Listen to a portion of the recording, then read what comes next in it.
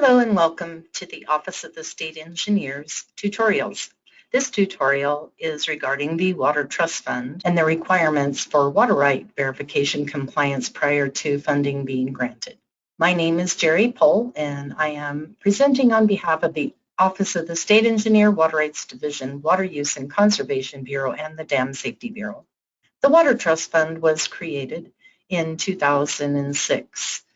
It's authorized by Chapter 72-4A of the New Mexico statutes, and it is a constitutionally protected permanent fund for the state of New Mexico. The Water Trust Board distributes money annually to the state's Water Trust Board fund.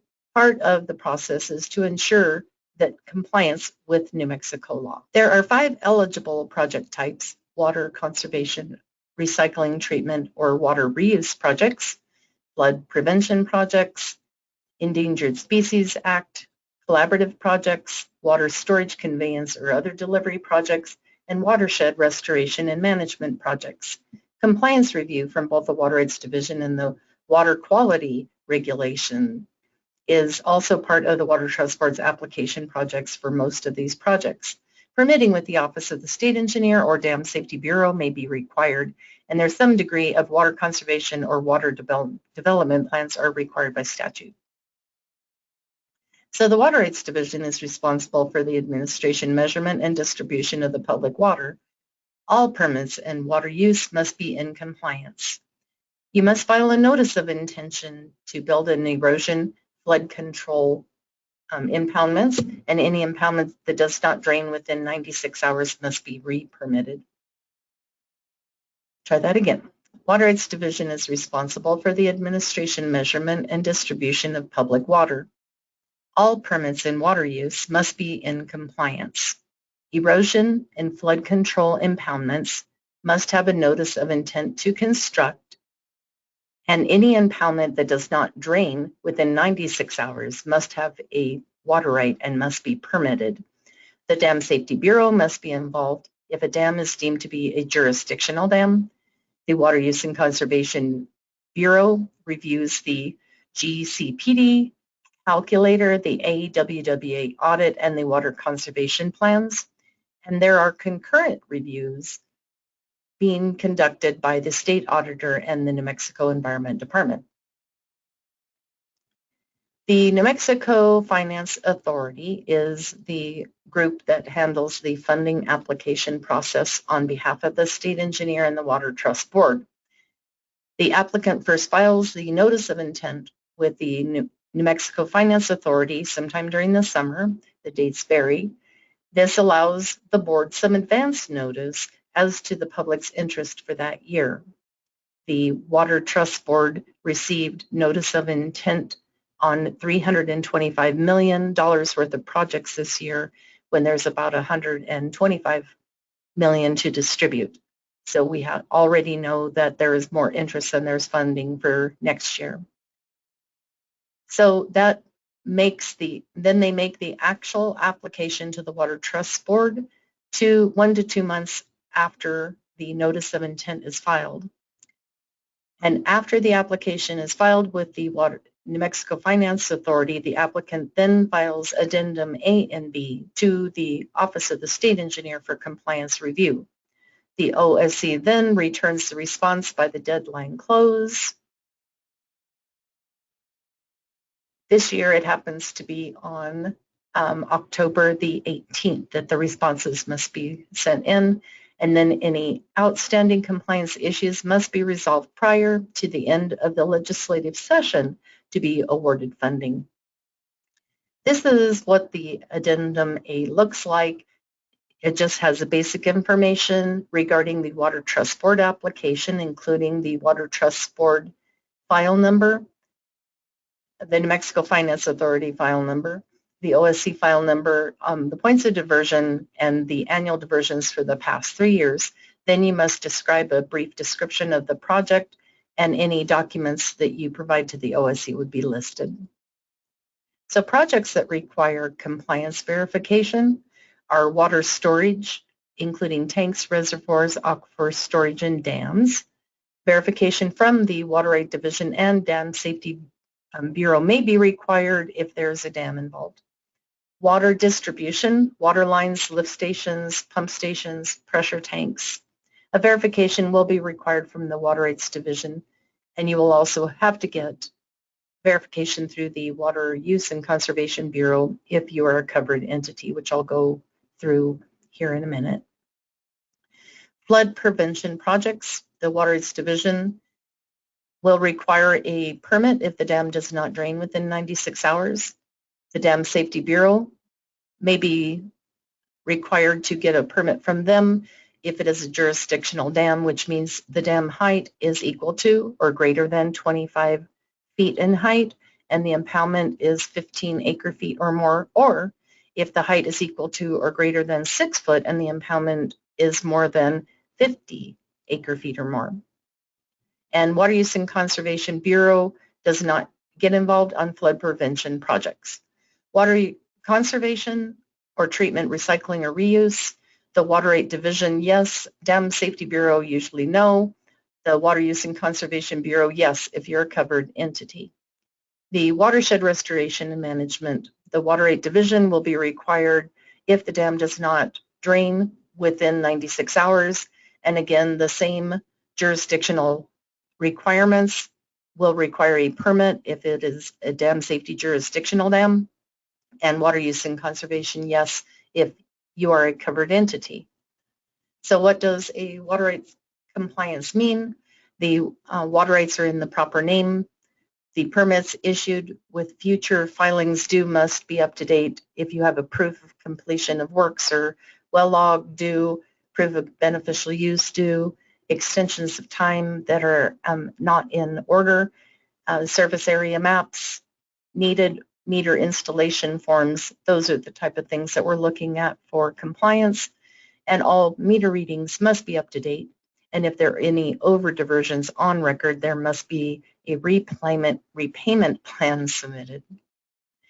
Projects that are not requiring compliance verification from Water Rights Division or is a watershed restoration project or Endangered Species Act when there's no diversions of water and there's no impoundment for longer than 96 hours or any beneficial use of water, then there is no need to contact our agency on those. We would give them a pass. Public water systems. The New Mexico Office of the State Engineer Water Rights Division requires a permit for new points of diversion, well construction, well records and well completion reports, flow metering reporting, and surface area maps.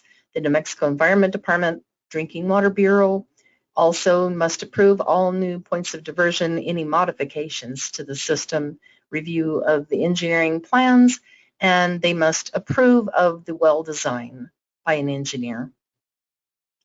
Public water systems can either be private or public. The public was split into community and non-community, and those non-communities split further into transient and non-transient. The well construction differs when it becomes a public water supply system. So there's dual jurisdiction with the OSE and the NMED. So when is a water right permit required?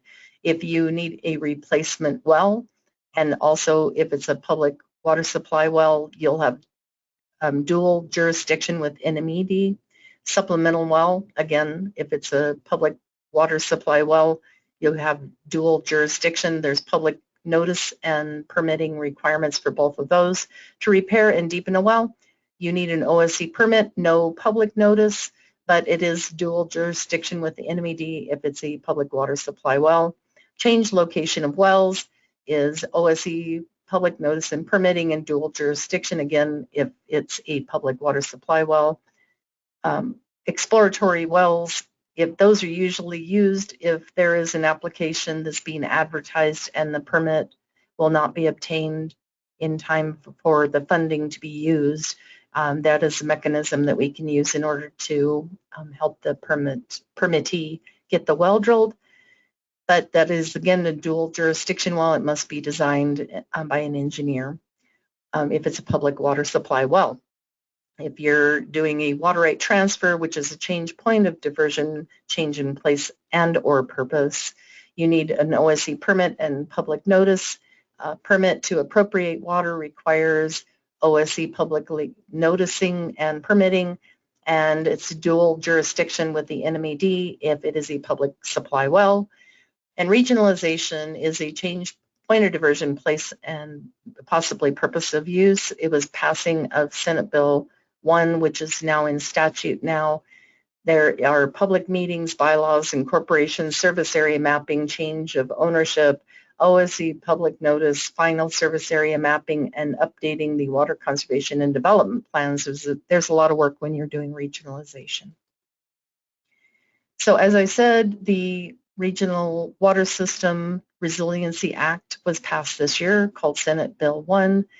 And with that, it allows multiple public utilities providing water or wastewater services to regionalize, giving you administrative and financial incentives that will allow rural communities a higher level of water resiliency into the future. So it describes the steps that must be taken with the Secretary of State, Office of the State Engineer, Interstate Stream Commission, who will coordinate the regionalization. Additional training will be provided by the directed agencies in the near future.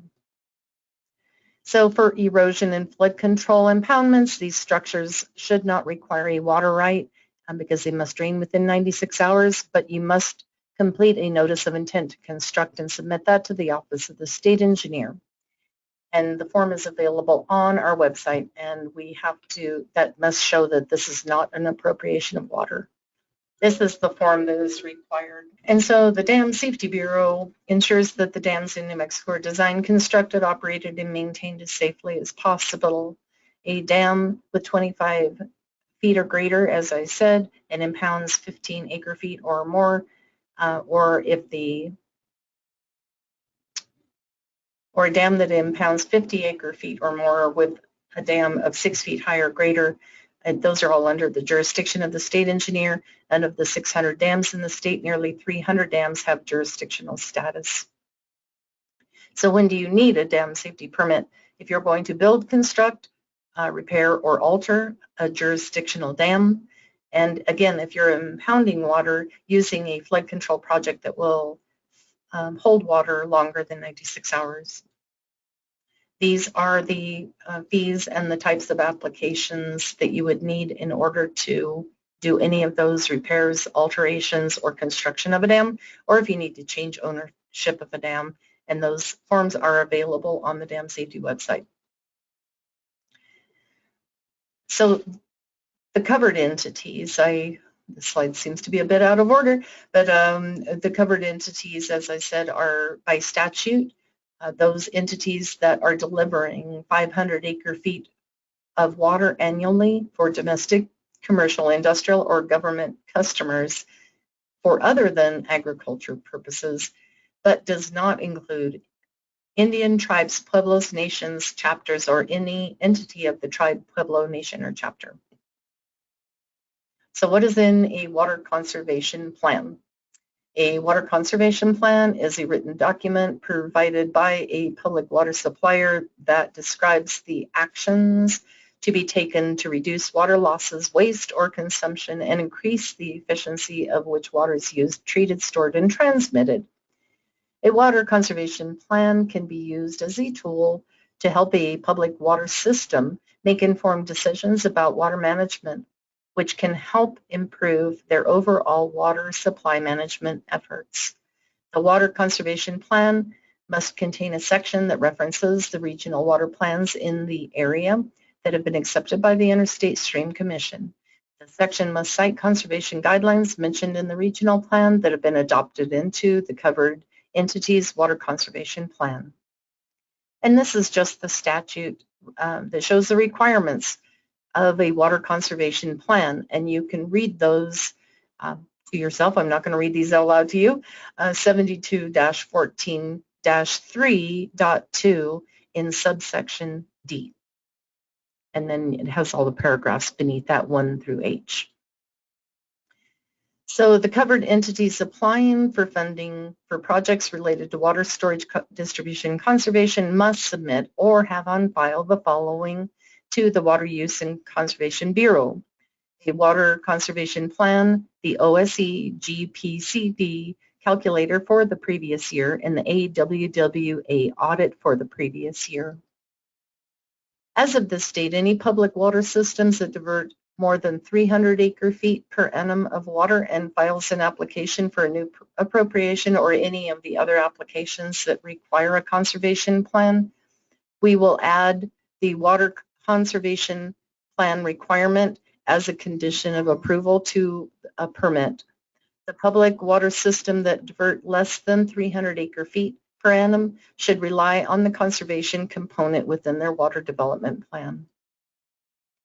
So the GPCD calculator and the AWWA audit are two of the tools that the OSE uses to assess conservation. So the calculator assesses the system water use on a per capita basis, and the results can be used to target water conservation, customer water conservation programs. So the AWWA audit tracks the supply side of water use and assesses the system performance. It calculates non-revenue water volumes, and the results can be used to design a water supply conservation measures and projects. And so that concludes our training. If you have any general inquiries, please email me, jerry.pohl@ose.nm.gov, or you can call me at 505-827-7848. And again, there's 2 contacts for dam safety and 2 contacts for water use and conservation.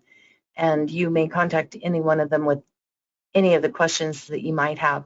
And I thank you for your time. And again, please go to our website, the OSE YouTube channel, and subscribe, like, and share this video. Thank you.